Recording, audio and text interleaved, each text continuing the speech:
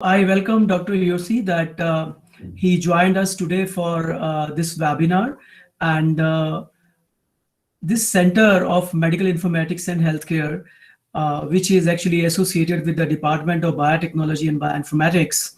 And this is the second webinar in series. First was by our Honorable Vice Chancellor, and the second is by now Professor Yosi. And the coincidences both are from the same area, that is biomedical and related fields. So this is just, I would like to, before Dr. Yosi begin with his webinar, I would like to tell you within 2 minutes about the brief of this department. This Department of Biotechnology and Bioinformatics was established in the year 2002, and we have undergraduate, postgraduate, and PhD programs in the department in the field of biotechnology and bioinformatics, which is like BTech, MTech, MSc, and the doctoral programs. And also we have our postdoctorate student also can join this department. This department is having research in various areas, whether you talk about environment or infectious diseases or bioinformatics, drug delivery, healthcare, plant tissue culture, animal tissue culture. So there is a versatility among the 17 faculty members that we have in the department, and a very strong network of our scholars, BTech and MTech students. So this department is giving a lot of various courses and also give freedom to the students to choose their electives. And I could see the Professor Yosi's seminars today in that direction, that if the people feel that this field is an interesting one, so they can choose the electives, they can choose or their research area in this particular field. And you might have seen, if the center website, in this center website, there are faculty members from all across the departments, whether it is biotechnology and bioinformatics, electronics also, physics and material science also. So we strongly believe in the interdisciplinary research projects and a teamwork from all the departments of JUIT and also from the other institutes. So with this introduction, again, I would like to request Dr. Tirath and Dr. Ragini that they can carry over with this seminar, and very warm welcome to Dr. Yosi that he is today with us with a very good topic and with his research work. Thank you so much and welcome again. Thank you very much, sir, for your informative words. Now, I would like to tell you that we are having a wonderful response from all over the world, and in this, I can see more than 100 participants, and many international participants are already there in the list. Sylvia is there, and many others are there, because we have got registration from Canada, USA, Poland, Ukraine, Hong Kong, Bhutan, Indonesia, Bangladesh, Philippines, Pakistan, Nepal, Algeria, Amman, Nigeria, as well as some other countries. So it's a very good response from all over the world. And now I would like to tell you that this center is striving for the excellence, not only in research and academics, but we are organizing workshop at national level. We will plan an international workshop in near future. We are having this international webinar series, and we are planning to have various other activities. Various research activities are also going under the aegis of this center, because we are having hybrid BTech and PhD works under the aegis of Center of Excellence. Now I would like to call upon Dr. Ragini to introduce you first about Yosi's excellent profile, and then we can have his talk. So good morning, good afternoon, and good evening to everyone. Today I, Dr. Ragini Raj Singh from Department of Physics and Material Science, JP University, welcome one and all for the second and very important talk of this international webinar series. Today's talk will be delivered by Professor Yosi Shechem Diamond. We are pleased to welcome Professor Yosi from Tel Aviv University, Israel. It is my privilege and enormous pleasure to introduce Professor Yosi Shechem. He has many credentials in his credit and having a very long and rich experience in teaching and research. His research is in the field of micro and nanoelectronic science and technology, specifically electrolyte splitting of metals and alloys, interconnect technology for ULSI circuits and flexible electronics, and electrochemical biosensors for the food, medical, and agro applications. Presently, Professor Yosi Sheckham Diamond is the Bernard L. Schwartz Chair for Nanoscale Information Technologies in Department of Electrical Engineering, Physical Electronics, and the Department of Material Science and Technology, Faculty of Engineering, Tel Aviv University. He is also a visiting professor, CNR IMM, Rome, Italy, and Waseda University, Tokyo, Japan. A distinguished international chair professor, Fengchia University, Taichung, Taiwan. Endowed chair professor and director of the TAU TIET Food Security Center of Excellence.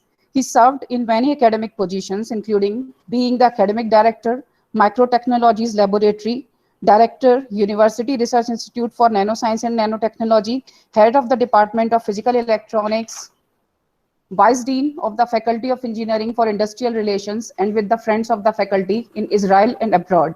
He is on the University Board of Governors, in University Patent Committee, Head of the Industrial Affiliation Program, Faculty of Engineering, and a member of the Board of Directors of Ramot, that is the Technology Transfer Arm of Tel Aviv University. He is a member of the Magnet Committee promoting basic and generic technologies in Israel, the Innovation Authority, Ministry of Trade and Industry. He has published more than 260 journal papers, more than 400 conference papers in registered proceedings. He has 33 patents to his credit, 7 chapters in books. He edited 2 conference proceeding books and 2 books separately. I just gave the short introduction as he has done so much that is very difficult to say in this short time. Now I would like to invite Professor Yosi to deliver his talk. Today he will be sharing with us his expert opinion on the very essential topic, that is flexible sensors for biomedical applications.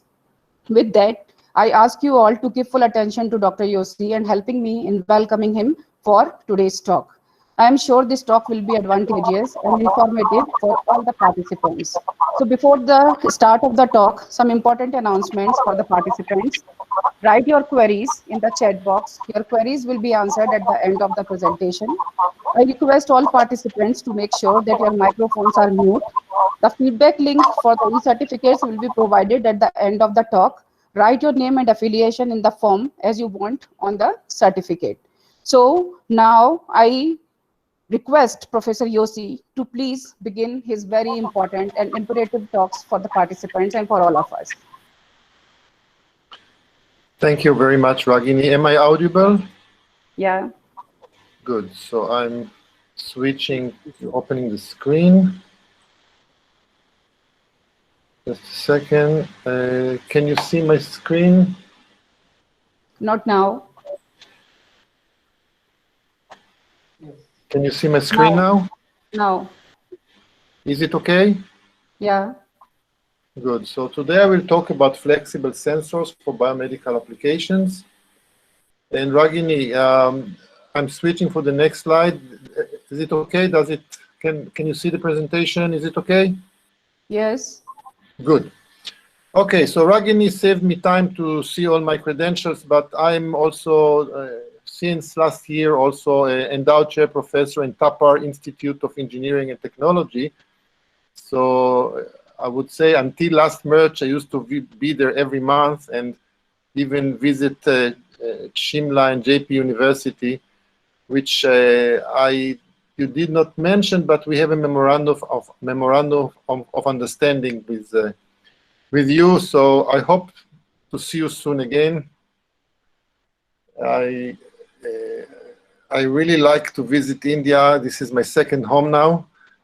And as you can see from my credentials, I am from the School of Electrical Engineering, which means I'm an electrical engineer. I work on developing technologies. So I develop technologies for many applications, including microprocessors and sensors. But today I will focus on our work on biomedical microsystem technology, flexible, and I will answer why flexible.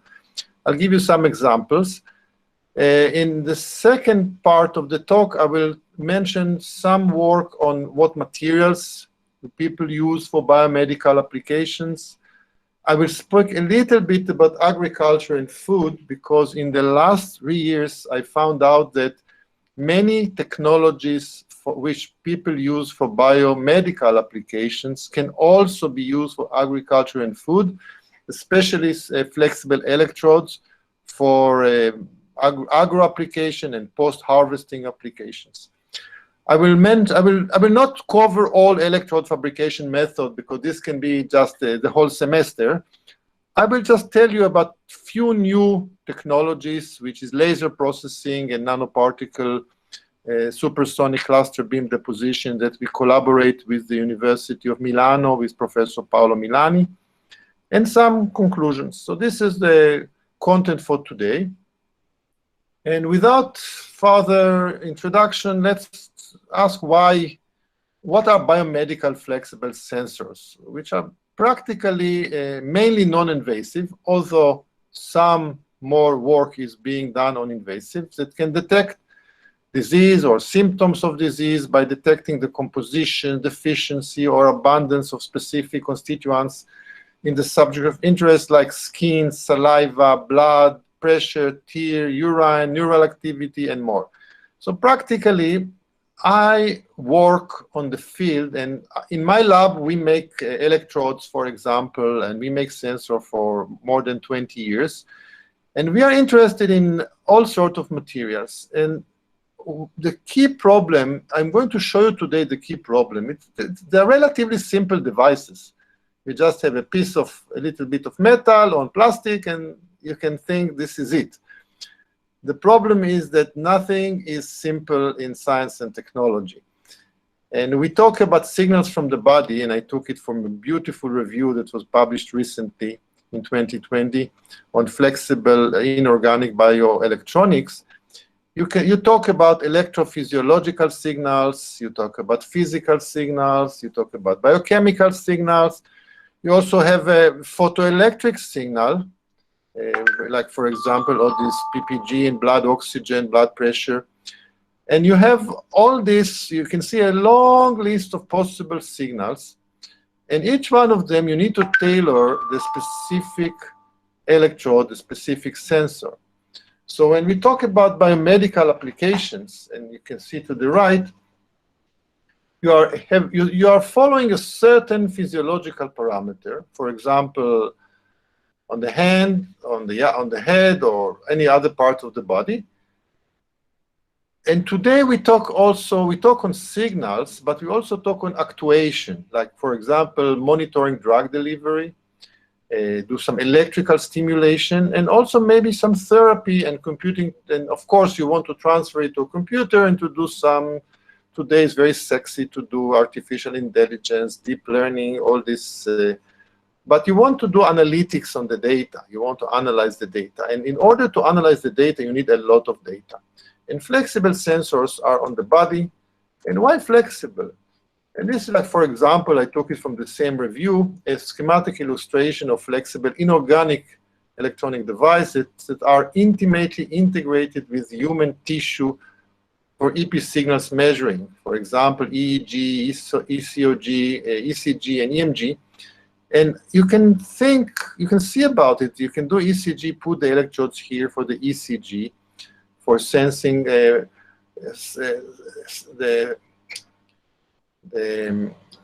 EMG, the electromyograph. You can put it over the shoulder here, or if you want to do EOG or ECOG or ECG on the brain. And the flexible, these are the signals that people measure.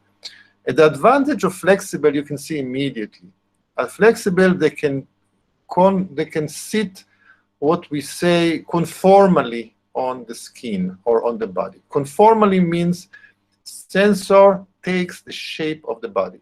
So the key in flexible sensors, can we make them as conformal as possible? And I'm going to show you later, there is some problem in, if the sensor is too much conformal, there is some problem. It's that you need, like in any engineering problem, you always have some compromise.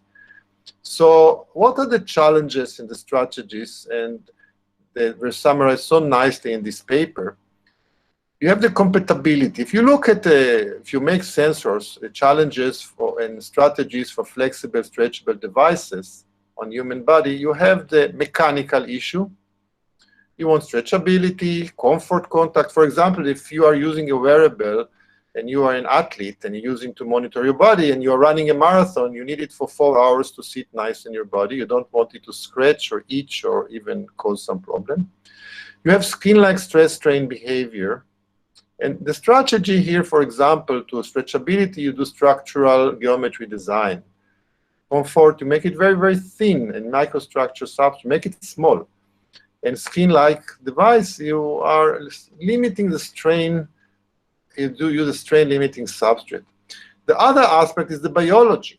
For example, being breathable, for example, using textile, micropores, nanofiber, mesh membrane-based substrate. You want to be biodegradable, tunable, degradable substrate, and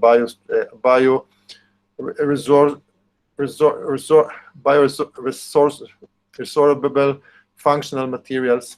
And no rejection. You want inhibition of bacteria, for example. We use silver. We started to use it 20 years ago. I think even Ragini was familiar part of our effort to deposit silver as an antibacterial material. Encapsulation with biocompatible material like PDMS, hydrogel and silk protein, nanoparticle, nanowire-based substrates. The other issue is thermal and thermal management. When you need some thermal conductivity substrates or heat sinks, so there's a typo here. So again, why flexible? And you can see everybody talk about flexible telephones and flexible electronics. First, the other advantage of being flexible, it's robust. It does not break. I mean, you can have other problems, but if it falls on the ground, it doesn't break. You can fold it, can be adjusted. Also usually lighter, because most of the polymers, their specific gravity is less than metals, and also can be environmental friendly using green materials. And this is a very important issue, because if we are successful in microelectronics, we're using billions of devices, and the waste is a big issue later. So again, why flexible? And we talk today about flexible sensors. The whole field of flexible electronics is a very big field. But we talk today about flexible sensors only, which are mechanically compatible from hardness and robustness. They're biocompatible, for example, using carbon-based substrates, chemically compatible. You want to functionalize them using organic chemistry. So we can do, since we are using organic-based or silico-organic-based materials, we can do a lot of chemical modifications to the substrate, make them compatible, make them conducting, doing a lot of things. We talk about a specific section on the flexible sensors are wearable. By the way, not every flexible sensor is wearable, but wearable is a very important section on the skin, for example. This I took from one of the recent papers. You make a whole device, attach it to the screen. This is an electrode array and a wireless device. Also implanted devices. And the implanted can be very large, relatively few millimeters or a few centimeters. Also, for example, very small. This is a paper that published recently when people insert carbon nanotube sensor inside a target tumor. So this is also a flexible sensor made of carbon nanotube. Then actually pick up a signal from the tumor. I will not go into detail. This was published very recently.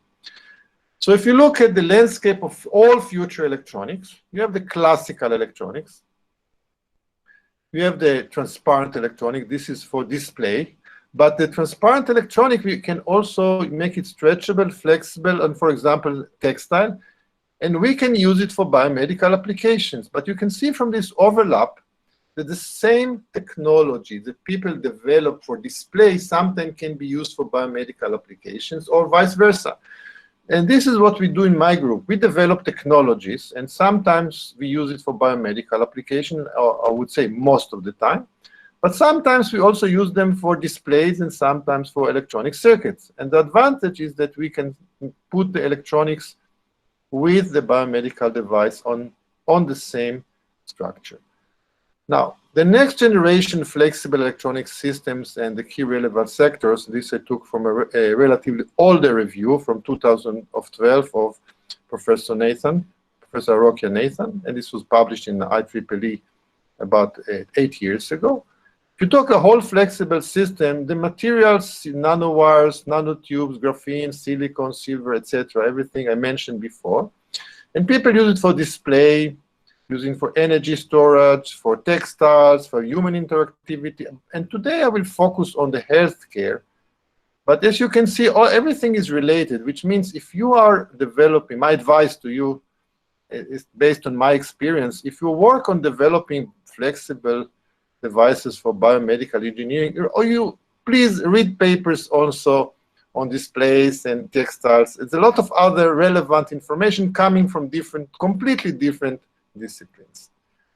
And the wearable sensor is, I would say, the more sexy regime people are talking about. Even I cannot see me, but even I have a wearable watch connected to my cell phone, which can measure temperature, pulse rate, position, motion, hydration, still not gas and pressure, but glucose is the next generation, and you can put it on the body.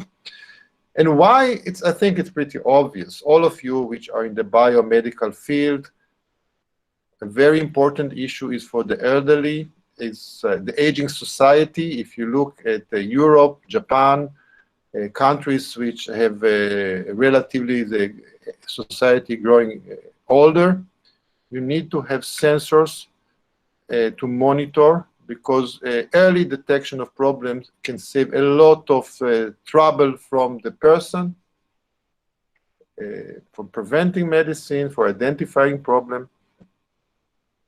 And you want it also, the other aspect we discuss is we want to make it compatible with all these communication technologies, because we make all these sensors, but we want to transfer them through the internet to the clinician, to ambulance, family. And when we develop sensors, we have to remember it's a part of a system. It's not just the sensor. And we have to bear in mind that we don't want, let's say, we don't want to develop a sensor and find after 2 years of work that it's very difficult to connect it to the internet. Sometimes there's no choice, but also for young people or the young in their spirit, runner, you can measure, for example, you want to measure a physiological signal, transfer them. People talk about remote medicine. I mean, you can put the sensor, the physician can see you, and he can see him using virtual reality. And today, when I have to tell you from my personal experience, today after all this issue of the COVID-19 virus, in my country, in Israel, a lot of the physician visits are virtual now. And there is a very strong need, and the company and the local healthcare companies are starting to bring more technology. For all, I don't need to explain to you what, if you can solve problems remotely without personal interaction, especially for the elderly, if you don't want them to go to the hospital or to emergency room, you want them to be isolated. A lot of parameters you can do using all this technology, and the key is sensor. At the end of the day, if you don't have a sensor, everything doesn't matter. You can have the best interconnect, the best internet, but if you don't have the sensor, you are doomed.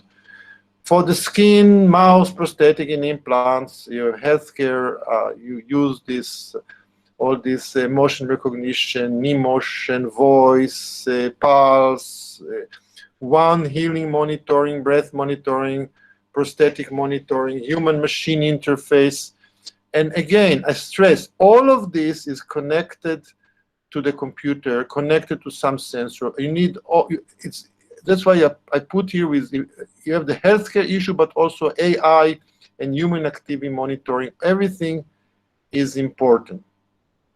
And now there's a very good paper that was published 2 years ago, talk about the physiological biosignals in the human body and corresponding healthcare sensors. We use interactive systems.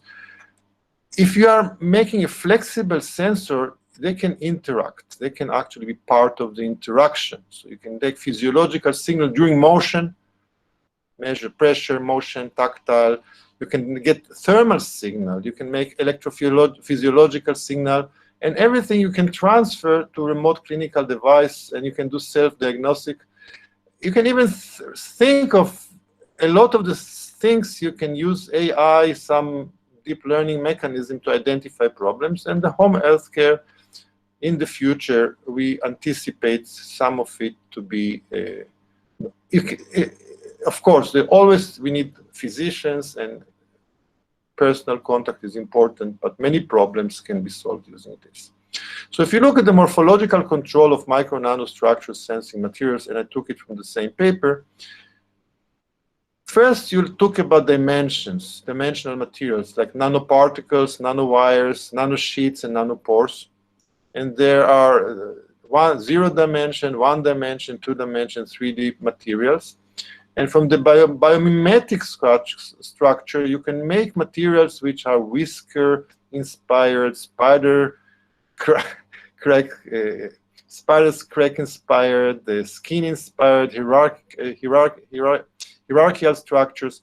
So when next I'm going to talk a little about materials. And one of the advantages of using flexible materials is that we can shape them in very, very interesting structures, and we can integrate them with a lot of materials.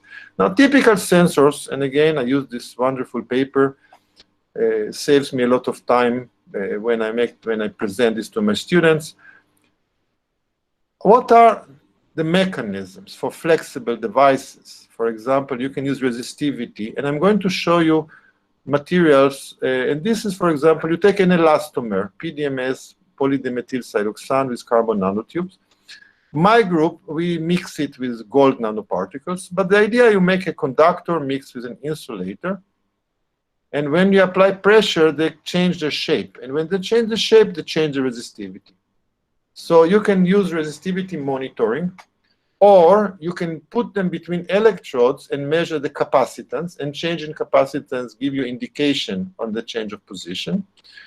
You can use piezoelectric materials. We also use in my group here. This paper represents zinc oxide. My group, we use organic piezo materials, like PVDF, similar materials, but it's the same principle. And another material which is recently has a lot of publications is triboelectricity, which means you know, the tribology is the science of friction. Because of friction, you are generating electricity. So this will allow you to identify lateral forces and shear forces. So with all these sensors, we can identify pressure, motion, friction, position, etc. So, for example, I'll give you a few examples before we go to what we do. For example, this is a recent publication on a stretchable hybrid materials, and they mention all sorts of possibilities. You can make metal nanoparticles and nanowires inside the polymer, or carbon nanomaterials inside the polymer matrix, or conducting polymers like polypyrrole, polyaniline, PDOT, and similar materials, and sometimes mix them with the nanoparticles. And recently, and I have to tell you that I'm following these papers, which is a very new topic. It's called liquid metals. Metals, there are some metals like gallium and gallium alloys, which are liquid at room temperature. And you can integrate them on polymers. And you can make a beautiful contact, because this is a liquid. And the liquid is absolutely conformal, it can take the shape of the structures. And you can ask, how do I monitor the shape? So you can encapsulate it and bring it in contact with what you want to do. You just have to make sure that it will be confined. So you can look at the stretchable hybrid materials, or you can look at geometry. For example, if you want to make something flexible in the X direction, you make it, instead of a straight line, you make it like a serpentine. Or this is some serpentines. Or you can make it with wrinkles. If you make it wrinkled and crumples, then the material can bend easier. You can make a nanomesh or a mesh structure. So if you break some wires, you still have conduction. Or you make it porous structures. So this can bend because it's very flexible. So all these strategies of making hybrid materials or making some geometry design or a combination, people use them, and there's a lot of papers on this, and every combination has advantage and disadvantage, and I think that there is not going to be one winner. There are going to be many possibilities. Okay, so materials and processes. We talk about polymers. So when we talk about sensors, we talk about substrates. Substrate is what the sensor is on a substrate, can be a polymer. And a polymer can be hard, like polyimide, nylon, or similar, or elastomer, like polydimethylsiloxane, which are PDMS, which is softer or similar materials. Or other, like photodefinable polymers, ionic polymers, paper, fabric. And I'll talk a little bit about ultra-thin silicon. If you take silicon and make it very, very thin, it's flexible. And this is a very interesting direction. And I'm going to show some examples. We don't do it, but we follow it, because the major problem to make it, it costs few, I would say you need a fab to make silicon CMOS, and it costs a lot of money. And we don't have it in the university, but some institutes like IMEC in Belgium and other places, it's an interesting technology, which I'm going to show you today. And sensor materials can be conductors, semiconductors, elemental, compound, conjugate, can be nanoparticles, core shell, everything in any shape and color and type, can be insulators, and nanomaterials, and interconnect and packaging. It's also, don't forget, once you make the sensor, make the device, I would tell you the most difficult part, and I'm not joking, is how to interface it with the rest of the world, how to make the interconnect and packaging. I'll tell you, my students struggle. They make beautiful flexible sensors, they put them on plants, on leaves, and then how to connect it to the computers. You have to make all these itsy bitsy tiny wires and make the interface, and you have to invent an interface. And it's kind of a stupid problem, but it's a very serious problem. And these are the materials that we use. For example, polymer for biosensor. This is the paper I showed you before. I showed you this application, and they are using this polysulfide network obtained via 3-ethylamine TA catalyzed thiolacrylate click reaction between this very long name material. So you can see that people are designing the special polymers to have some very special structure. So there's a lot of material science involved in developing new polymers, new materials for flexible biosensors. Other materials, for example, if you want to make electrochemical sensors, you need electrodes, reference electrodes, metal, semiconductors, metal oxides are very common, zinc oxide, indium oxide, other materials, and more. It's a long list. So here are some more examples. This is another paper published in 2017.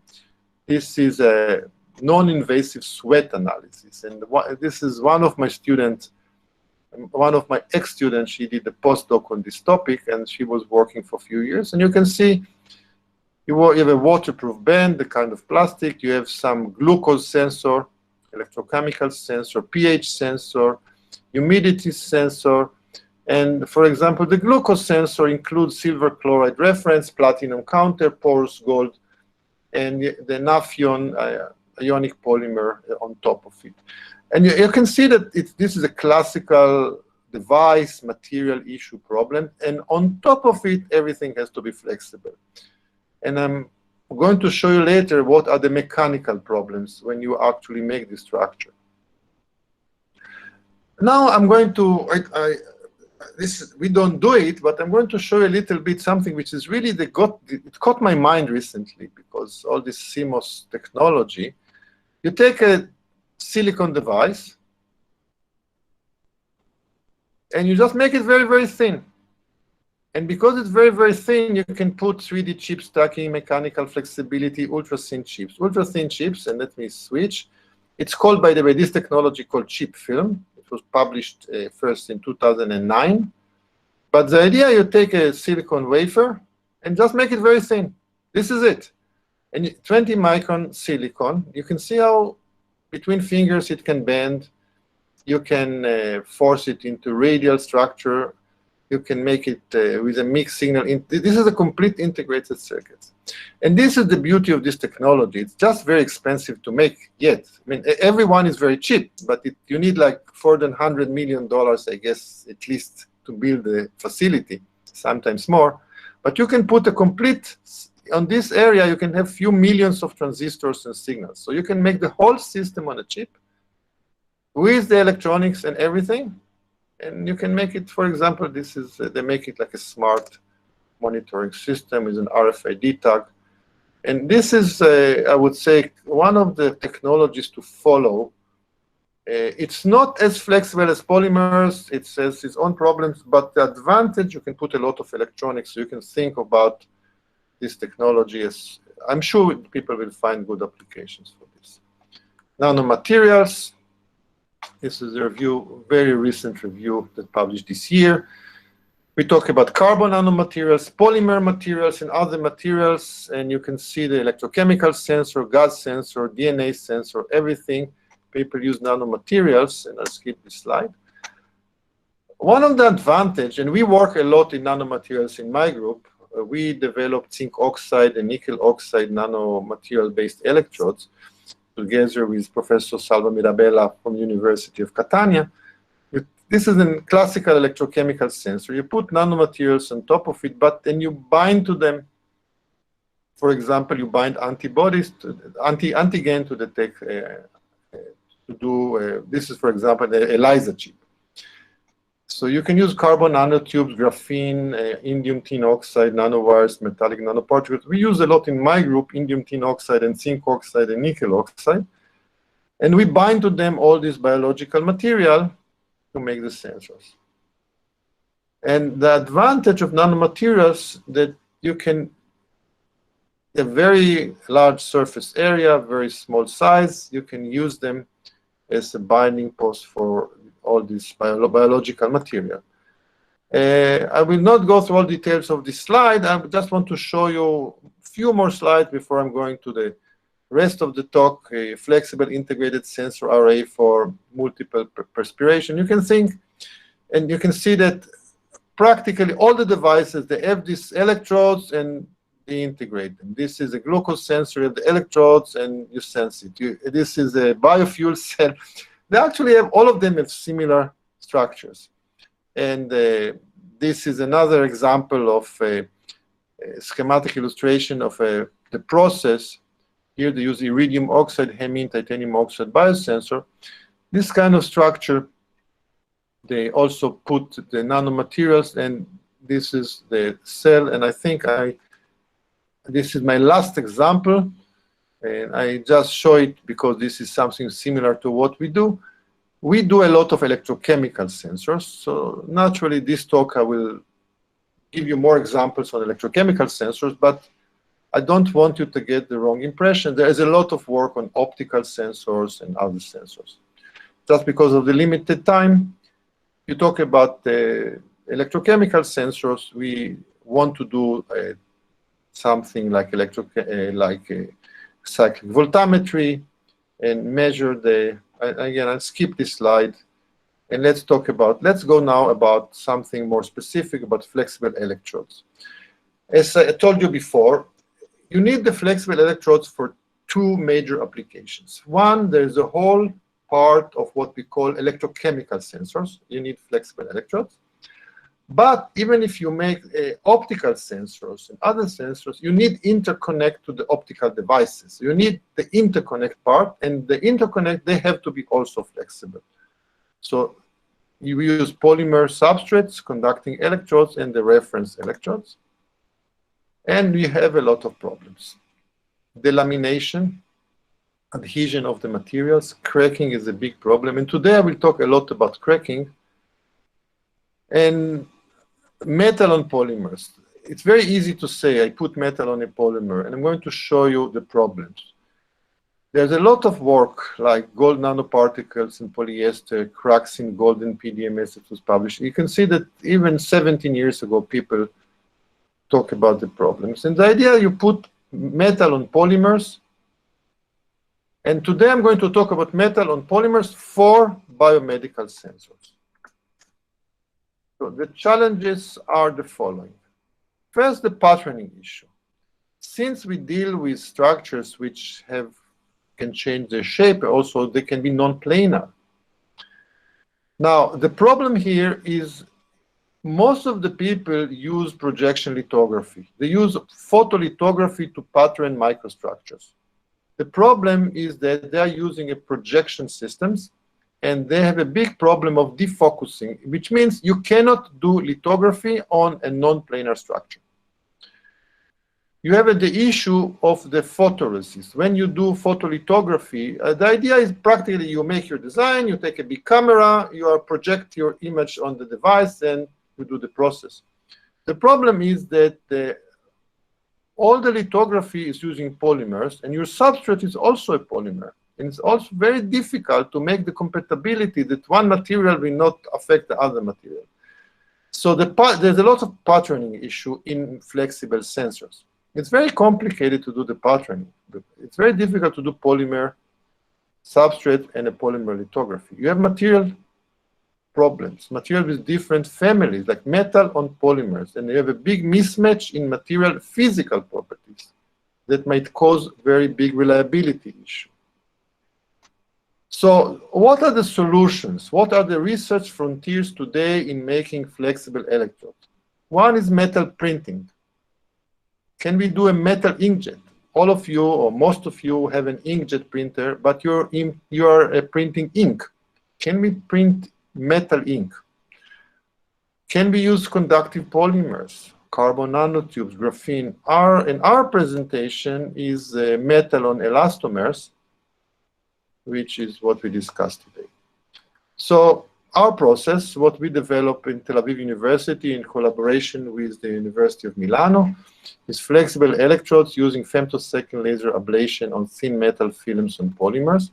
So what I'm going to do now, I'm switching from the large overview of the field until now I gave a 35 minutes of review of the field of flexible electrodes. I describe all the materials, and in the next 20 minutes, I'm going to talk about what we do, how we solve the problems. And one of the biggest problems that everybody faces is metal failure due to cracking.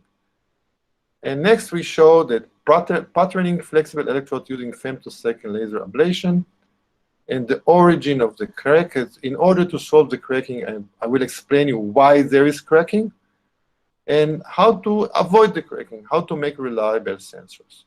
So first, one of the technologies which is very promising now, and many people doing it, and we bought this system a few years ago.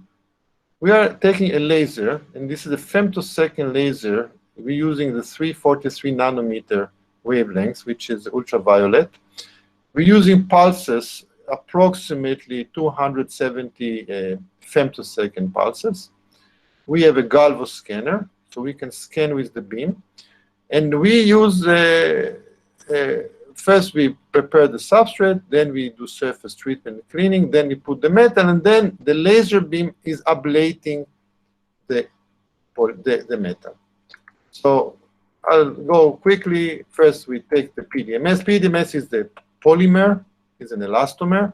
And the way it's not going to be a class in material science, but the way to make this polymer, you buy cross-linker, you buy the monomer, you mix them together, wait 24 hours, you have the polymer. So we can control the composition. For example, 1 to 10 is very much used, but I'm going to show you later that the reason I'm showing you this slide, because we can control the mechanical properties of the polymer. And this is going to be a big, big issue. Next, we clean the surface, oxygen plasma. Next, we put titanium and gold on top of it. This is our new evaporator. And then what we do, we have a substrate with gold and on titanium on the polymer, and the laser beam is ablating the polymer. And the nice thing is the following. In these wavelengths, the PDMS is transparent, but the gold is absorbing. So we can pattern, and because it's a femtosecond, there is no heat diffusion. And because it's a very short time, It's a very short pulses. The pulses are, as I told you, it's about 270 femtosecond pulse. So because the time is so short, we have a huge huge energy density per unit area. So the ablation sometimes is so fast, so the rest of the substrate does not hit. And because of that, we don't have a damage to the polymer under it. I'm going to show you later the structures. Practically, let's focus on this part. If you have a nanosecond pulse, this is the laser pulse. You are heating the structure, and the heat, this is the red zone, is propagating. If you have a femtosecond pulses, you are ablating the material, but the heat is not, because the time is so short, the diffusion length of the heat, which is square root of D diffusivity times time, is so small, it's maybe a few angstroms, so there is no heating, only ablation. And because of that, we get much, much cleaner cut and much nicer structures. And the first generation, this is the structure, gold on titanium on PDMS. And I'm showing you, to show you a very important issue. The material, they have their hardness. The Young modulus, sorry. The Young modulus of gold is 80, and thermal expansion is 14.2 ppm per degree Celsius. The PDMS is 10 to the minus 6, 10 to the minus 3. You see a huge mismatch in the Young modulus, in the mechanical properties. And you can say, this is very soft material, who cares? Nothing will happen. This is gold, gold is strong, gold is hard. This is a mistake, and I'm going to show you later. So what we got is, this is the electrodes we make by the laser. You see this is very clean definition. These are the pads, 1, 2, 3 pads. These are the working electrode. This is the auxiliary here. This is the reference electrode. And this is after we cut it and clean it and we use it. And we put the 3, you see this is students' interface, 3 crocodiles. You can do better. The problem is, when you look very close, this is what you get. When you deposit gold on PDMS, this is what you get. On regular PDMS, you can solve this problem. Don't worry. It's the new generation. This was the first generation. So we say, oh, what should we do? Different deposition method, different materials, maybe change profession. No. So one issue, we say, let's try to see if we have another technique. So we looked at we have a laser, and there is a technology called lift. And lift is the following. You take the glass, you put a glass, on the glass you put the metal. And then you are illuminating from the back side with a laser. And because you illuminate it from here, you are generating a drop, and the drop is going down and deposited on your substrate. So you go to a different point and deposit another drop. And then deposit another drop. And then you can make an electrode. So this is called lift. And because we have a laser and you're taking your substrate, it's called a donor. And from the donor, you are generating metal drop. This is like an inkjet printer. But instead of having a cassette, we have a substrate of glass with gold. And we put drop, drop, drop, drop. We can put more than 100,000 drops per second. And you can put many drops. You can take the many beams of the laser. So you can work very, very fast. And this is a commercial product. There is an Israeli company called Orbotech. They make this device, and they actually very useful devices. So this is how it looks. These are the electrodes on a soft polymer on PDMS. And this is how it looks. You see no cracking, no nothing. It's really get very good results. But you know, we are a university. Anytime we solve a problem, then we look for another problem. We still have this problem of cracking of the normal process. So we clean, we etch, we catalyze the seed, we do electrolysis plating on top of it. And electrolysis plating on top of it solves a lot of the problems because we can do some combination of a softer material, but we still had some cracks. This is electrolysis deposition. And by electrolysis deposition in PDMS, you see we got no defects. But we still want to understand why we get cracks in the old problem. because we really like to do evaporation on plastic because it's commercial technology.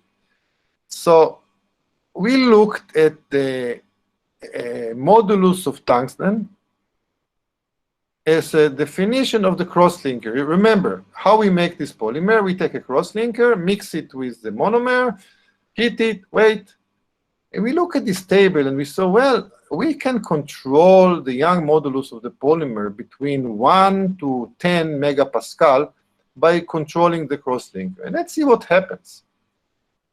And surprisingly, when we do 1:2 ratio, no cracks. We still have wrinkles, but no cracks. 1:19 ratio, we got beautiful cracks. So we want to understand why. How come this very soft polymer with the modular Young of 10⁻³ gigapascal is breaking, making cracks for the gold, which is more than 10 gigapascal. So we took the structure.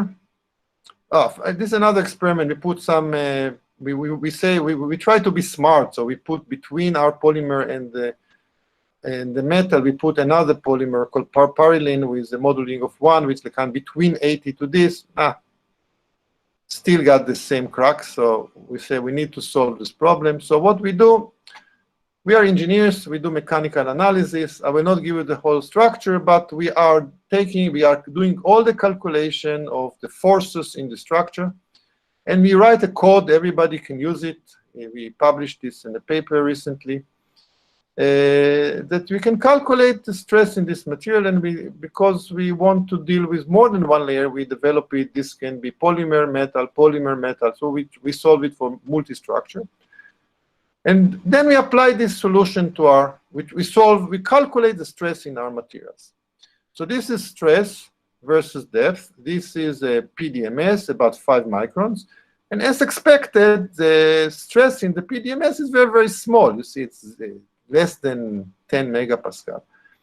But then, to our surprise, we got in the gold a stress of more than 300 megapascal. Huge stress on the gold, which we did not expect it. And what we found out that PDMS is a very soft material, but it's uncompressible. It's not compressible. And the problem is the gold and the PDMS have different coefficient of thermal expansion. So when you heat them and cool them, the PDMS is applying a huge force on the gold. And this is gold. This is the CTE of gold. This is Young modulus of gold. This is the Poisson ratio. So this is the problem. PDMS is a huge coefficient of thermal expansion. So we need to reduce the coefficient of thermal expansion of the polymer. So one option is to switch to Kapton.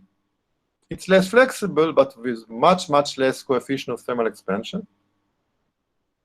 And we did again the calculation and found out that for Kapton, the stress is only 13 megapascal. And the stress dropped significantly. And just to give you the mechanism of cracking, if you have a PDMS, you put on top of it the metal, and when the device is cooling down, this is applying a force, and you have this something called wrinkling. It's a non-linear phenomena, and this is the critical stress for wrinkling. This is taken from a textbook, and these wrinkles, when they break here on the bottom of the metal. And this is the critical stress for PDMS is 0.2, and for Kapton is 18.9, which means first, what we found out that if we deposit it on Kapton, no cracks, no nothing. Or alternatively, we change the composition of the PDMS to increase the Young modulus of the PDMS and to reduce the coefficient of thermal expansion. And then we solve the problem. So we developed a whole system to not only to make electrodes, but to analyze when they break, when they don't break. And we have a table, everybody that wants to use metal X on a polymer Y, we can predict beforehand if it's going to crack or not. So this is our contribution, that we can forecast for any combination of any metal, that we know the properties, if it's going to crack or not to crack. So this is our conclusion. And the origin of the metal film cracking is the difference in the coefficient of thermal expansion. And also the elastomer is soft, it applies enough stress, and Kapton can serve as a substrate for flexible interconnects. And a combination can be, you do a Kapton substrate, and then on top of it, PDMS and then metal. And the femtosecond laser ablation is a good technology.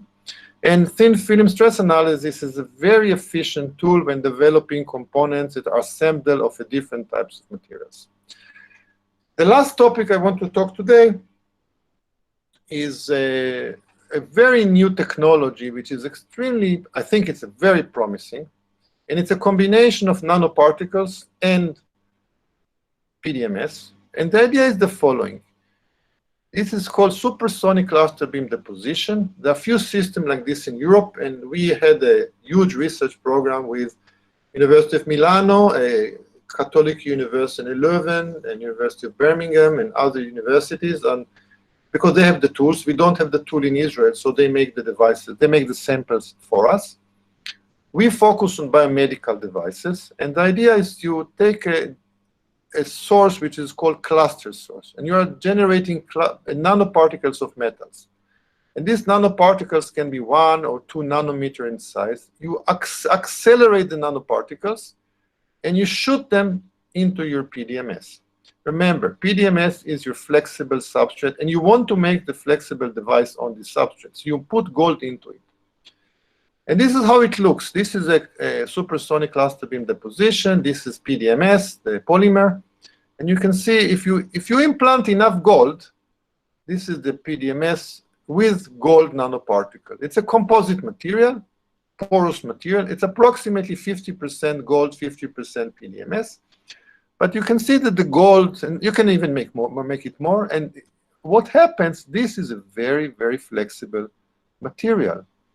And the gold nanoparticles with low energy and neutral electrical charge are implanted in PDMS. The nanoparticles concentration provides ohmic conduction together with PDMS stretchability. And actually, there's even a company now in Italy making and selling this technology. And the gold nanoparticles are synthesized by technology called cluster source. And a set of aerodynamical lenses are collimating the cluster beam, and the gold nanoparticles penetrate the PDMS matrix. And this is the we can actually, Professor Milani is measuring resistance as the actual thickness of the gold, and you can see that initially the resistance is very, very high. This is ohms centimeter. This is very, very high. When the gold film is this is 100 nanometer of gold. If you have less than this, the resistivity is huge. It's almost not infinite, but giga ohm and more. Above 100 nanometer, the resistivity goes down from 1 kilo ohm centimeter to 10 to the minus 2. The resistivity goes down by 5 orders of magnitude. And you can use it, by the way, to measure position and to measure stress, and then it becomes like a gold deposition.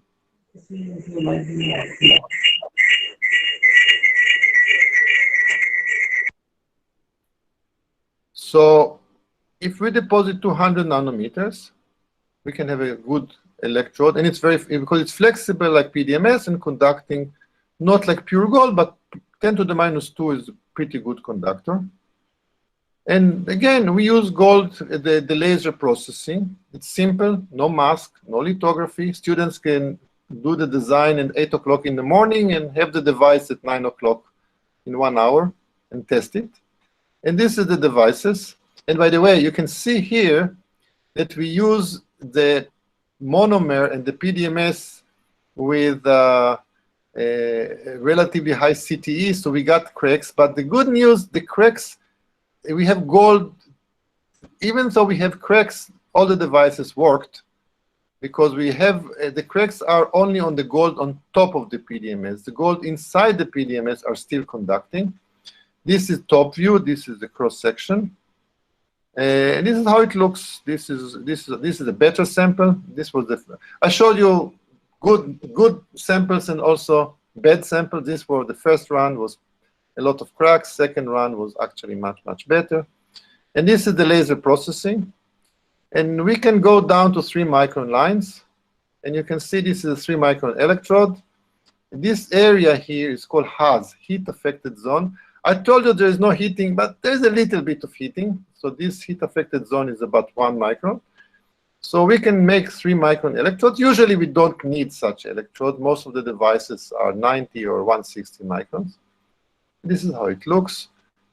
And just to show you that we have a working devices, we make electrodes with different widths, measure the resistivity, and this is 1 over resistivity versus electrode width, and we proved Ohm's law. We proved that this is Ohm's law, resistivity proportional to 1 over the width of the device, and we calculate the specific resistivity, and you can see here is for it's about 2.6 10 to the minus 3 ohm centimeter, which is excellent for electrodes.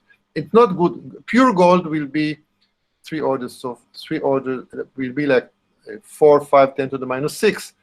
But this is like polysilicon, this is like indium oxide, this is like zinc oxide. It's pretty good material, pretty good conducting, and very, very flexible, really very flexible.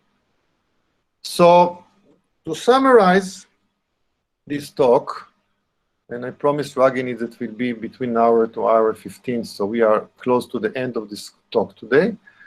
The interim conclusion about what we do is soft and flexible microelectrodes were fabricated by integrating a novel metallization and patterning process. And we can go down to 3 microns by laser microprocessing. And the microelectrodes fabricated by the supersonic cluster beam deposition and femtosecond laser have the conductivity to act as electrodes. We use it for plant sensing, but Professor Milani is using it for electrodes for the brain and electrodes for the skin. And there's a lot of applications for this technology now being investigated. Now, if we summarize the whole talk, what I talked about it today, I started with overview the field, and then I showed you what we do. And we have other projects, but because of time constraints, I focused on what I would say the most hot topics. By the way, what I showed you recently was accepted to the material conference that I'm going to show this presentation in October in the material conference in Europe. It was accepted for oral presentation, which is very respected because they accept, I think, 1 out of 10 papers. So I'm giving you like a sneak preview on the MAM conference this year, the Materials for Microelectronic Conference. And the other paper on the stress was accepted to this conference also, but only to poster presentation. And the flexible, but if you go back to the topic I talked about it today, is flexible microsystem technology is available for biomedical applications. So if you need something, you can do it. You just need an access to a clean room and to manufacturing facility. In Tupper University, we don't have it. I'm also visiting very often BITS Pilani in Pilani, and they have a very nice facility next to them where they can make nano electrodes. And I hope in India, people will have more and more clean rooms, more facilities. India is a big country, and you should have a technology to make electrodes, flexible electrodes. There's a lot of technology, but also a lot of interesting science. What it includes electronics. I did not talk today about flexible electronics, but you can also do electronics. Actually, I talked a little bit when I mentioned the thin silicon, but it also includes sensors and actuators. I did not talk today about actuators, but you can do drug delivery, you can make ultrasound transmitters, you can do some things. Optics. A lot of the sensors measuring using light to measure to make a wearable device. Even the watch I have in my hand has a monitor using LED-based monitoring. There are many promises in biomedicine, and the number of applications is growing rapidly. And there are also a few commercialization successes. And for example, one section of flexible sensors or flexible electronics is what we call biochips. And the biochip industry today is more than $20 billion. So it's not a small industry anymore. But more research is needed, especially in new materials, nanoparticles, core shell, in their integration, how to put them, how to deposit them, how to make them reliable, reliability issue, and also, you know, if you want to put it in vivo or to make it wearable, it has to make sure you don't cause any damage. So there is a lot of regulations about it, and packaging is also an important issue. So I would like to thank you and thank to my team, and this presentation from the thesis of Tali Dotan, Yelena, which Ragini, I believe you remember Yelena, and Itan Turgeman, this was their thesis. And this was supported by the Ministry of Science, Israel Science Foundation, and the Manas Center for Global Challenges for Food Security. Thank you so much. Okay, this is the end of the talk. And okay. So thank you, sir, for this wonderful and very imperative and informative talk. I think all the participants benefited with this talk. So now I will ask some questions on behalf of all the participants. So the first question is from Utkarsha Srivastav. She asked, what can be the possible disadvantages of wearable sensors? Of what sensors? Wearable sensors. Yeah. The advantages are clear. I mean, you can see me. See, I have the wearable device on me measuring for athletes. The advantages is continuous monitoring, because you wear them, you can use it continuously. You don't need to come and disconnect. And because it's wearable, companies are investing a lot of electronics. Like in the wearable I have here, you can think about it. You have the sensors, you have the pulse sensor, oxygen sensor. You have all the electronics, Bluetooth going to your cell phone, going to your physician. So the big advantage is continuous monitoring. By the way, there's one disadvantage which people did not expect. And I hope, I'm going to tell you something, I have to check the truth, but one of my friends in America told me that when people start to have all these wearable watches, many people are going to an emergency room with a panic attack. I mean, they say, my pulse is 180, I'm going to die.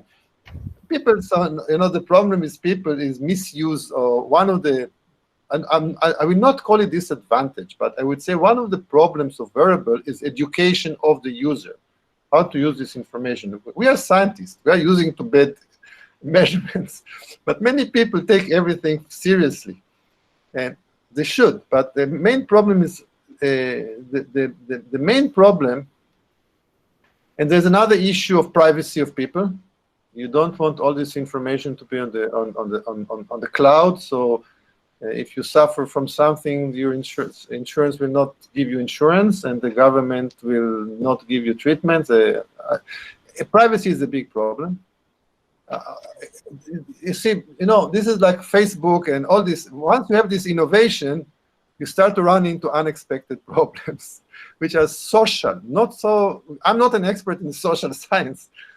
From technology point of view, I think the problem is like any developing of a new measurement system. You want how to make it error-free, how to make small false positive, how to make false negative, and to make it reliable. And this is a big challenge, which in many cases I'm not sure can be solved. I mean, people have to live with sensors. It's very difficult. Wearable, it's if you're wearing it in the morning, it's not done by a physician in a hospital or by a nurse. You always have this chance of a bad measurement.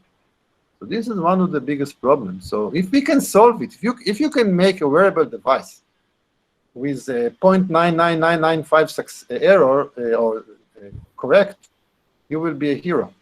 This is a big challenge. Okay, sir. So the next question is, when we talk of wearable sensors, especially those that are inserted in the body to monitor a particular disease, do these sensors need to be manufactured to be personalized for that one person specifically? Excellent question. I would say this is, You know, this is so excellent questions that I don't have an answer, because this is exactly the problem. These people are debating, people are asking, should we make it personalized? And you can do it personalized. You can think, because of the laser printing, you can even do 3D printing. You can actually design a sensor, and we spend some time, for example, if a person has a tumor, we take the negative of a tumor and we can print a sensor which is exactly the size of the tumor and flexible. It can grow with the tumor or shrink with the tumor, hopefully. The problem with this is cost, efficiency, and again, how to make it right. And much easier to make a standard electrode. And for example, another example, I know people which are developing electrodes for the brain, for the cortex. And the question, should I make can I make the electrode to fit exactly the fine details of the cortex, or can I make an electrode which is not exactly, but have so many sensors can compensate by signal processing? I did not answer your question, but I just want to tell you that your question is one of the challenges for flexible electronics, and it's also a conceptual challenge. What direction to go? Okay, sir. So next question is from Sukhmani Dua. Do these wearable sensors, basically the inserted ones, can have some side effects, or body can take it as foreign body and can respond showing some side effects? Yes, definitely, and we are afraid of this. And definitely, thank God there is FDA and regulations, and I believe you can have, like any implantable, you have the mechanical effect, you have the biological effect, you have the chemical effect. And we have to be very careful. It's very easy to monitor to short-term effect, but it's sometimes questionable and problematic to identify long-term effect. You don't want to implant something and to find this is a disaster after 5 years. This is going to be, it's a big problem, it's a big issue. And I think this will be solved if will be better information exchange between countries, between FDA and other places. We want to make, if somebody in other countries has a problem, we want to know it beforehand. It's very important to distribute the problems also. Universities are usually doing it very well, companies not always. But I think this is it's going to be a big problem. It's a big problem. It's a big problem. So next question is from R. Surekha. She is asking, do the wearable sensors leaches inside our system after or during its time of validity? Usually not. Leachable is a very, we try to make it from materials which will not leach. For example, my first sensor was silicone in the blood. We made some sensor for implantable device into the heart, and then we found out that silicone is etched by the blood. So it's not leaching, because we usually make the sensors from materials which are inert. Like if we make gold electrodes, gold will not dissolve in the body. Or if you make a polyimide, it will not leach. We are worried about fouling, about interaction, side reactions. If I can try to understand your question, leaching will be related if we do drug delivery and we have some excess or something, but we are not there yet. But again, it's a problem we try to solve it by using the right choice of materials. Okay. So, sir, the next question is from Toshi Singh. She is asking, can the printed circuits be recycled or reused by any method? Do you understand? Can we recycle the devices? Yeah. We try, listen, if it's personalized, we try not to recycle it.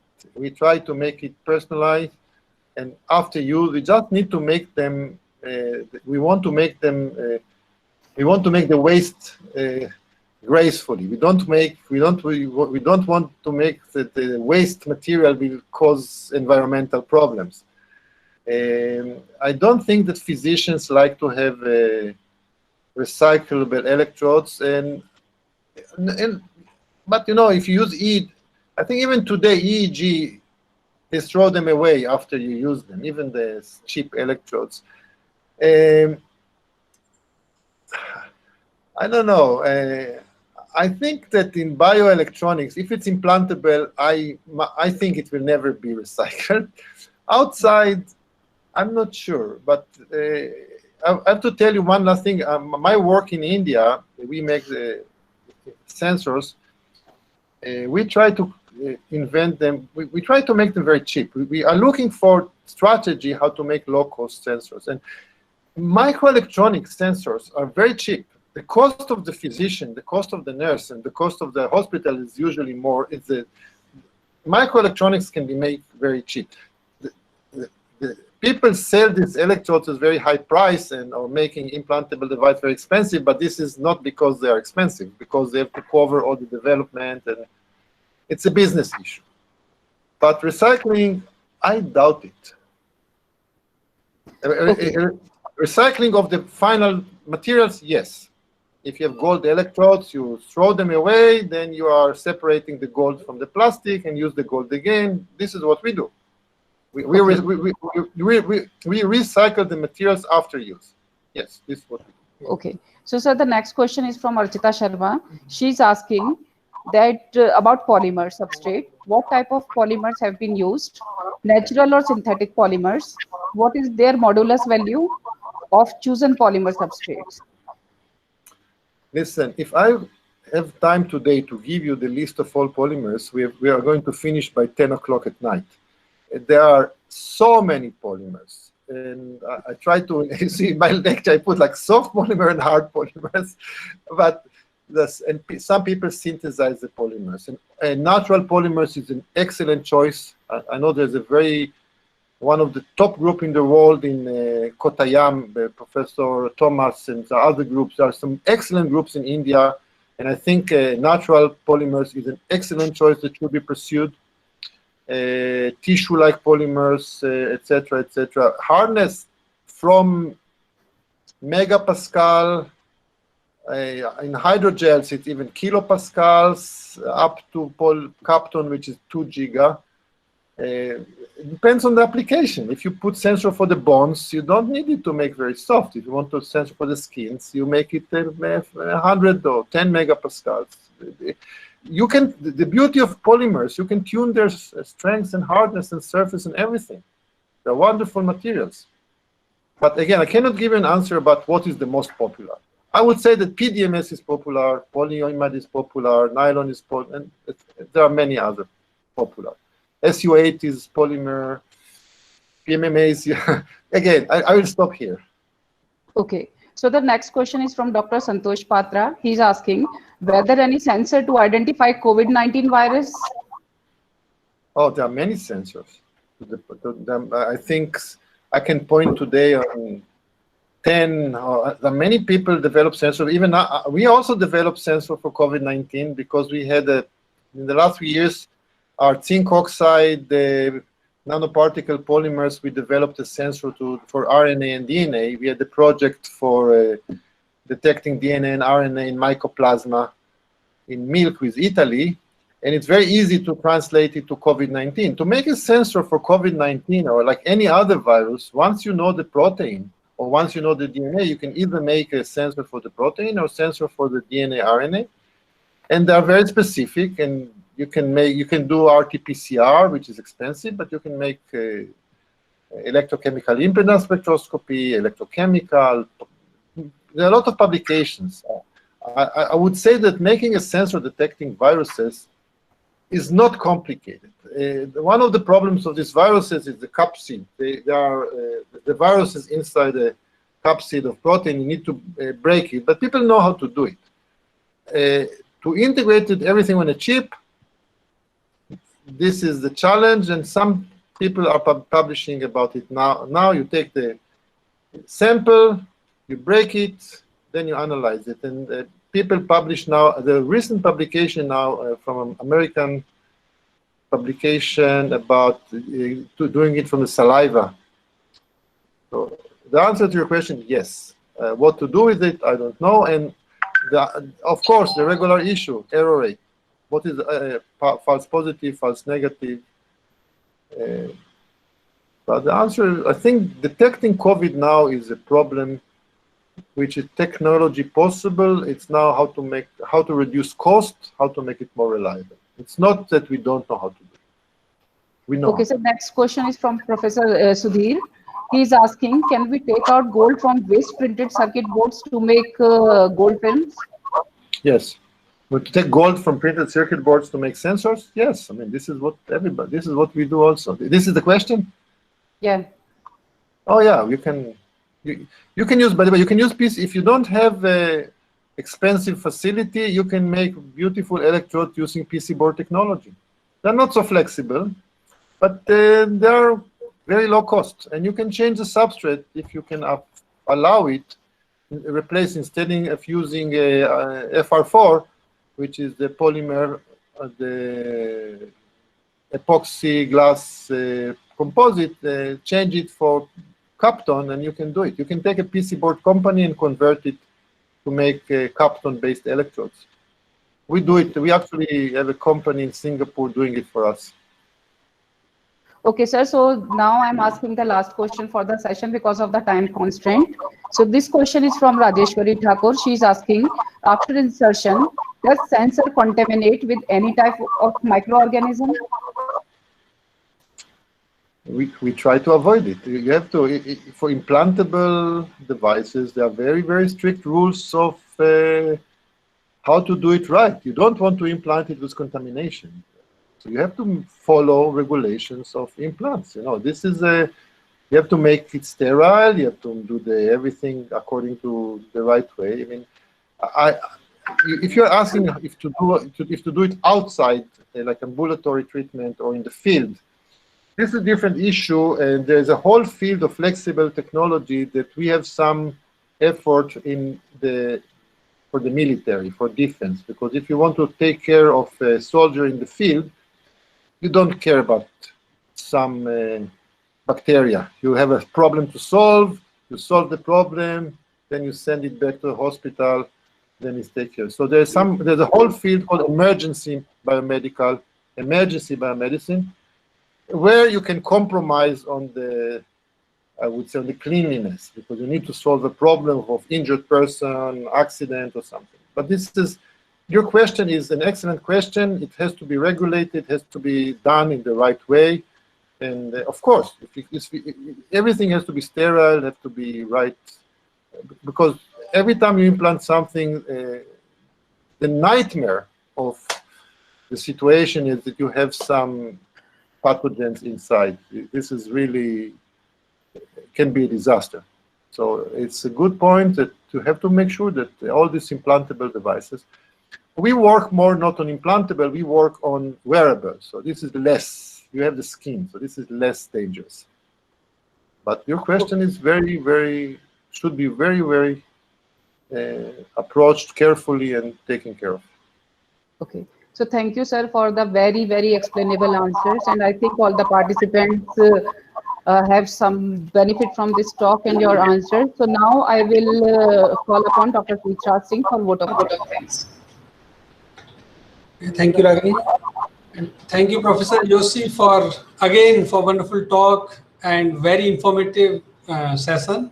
I hope everybody, including us, have enjoyed it. Just wanted to share the news with you that next webinar from the Center of Excellence, we are planning it on 9th of October this year, 2020 at 11 a.m. It will be delivered by Head of the Department, Professor Sudhir Kumar. And the topic is very interesting because nowadays we are having lots of electronics in our daily life. So it will be electronic waste and healthcare. So very interesting topic. We will send you the link and all the details. So we will be meeting again on 9th of October. But before that, I want to share a few things, especially with Yosi, because Yosi, you already visited us many times here in India. We were with you for almost 3 years in Israel. And you know, recently, the 12 beautiful campuses of India, you have seen our campus, one of the beautiful campus of India. JP University is also being included in the top 12 beautiful campuses of India. And we are already having an MOU with Tel Aviv University. So that we are going to pursue for a longer period of time. And I am sure your expertise and expertise from Tel Aviv University and the whole Israel is always with us. As an Indian, being the JUITN, we are always expecting positive aspects from your side also. So thank you very much for being with us, enlightening us with your excellent knowledge. Thank you very much, sir. Thank you so much. Thank you. I hope to see you soon. Thanks.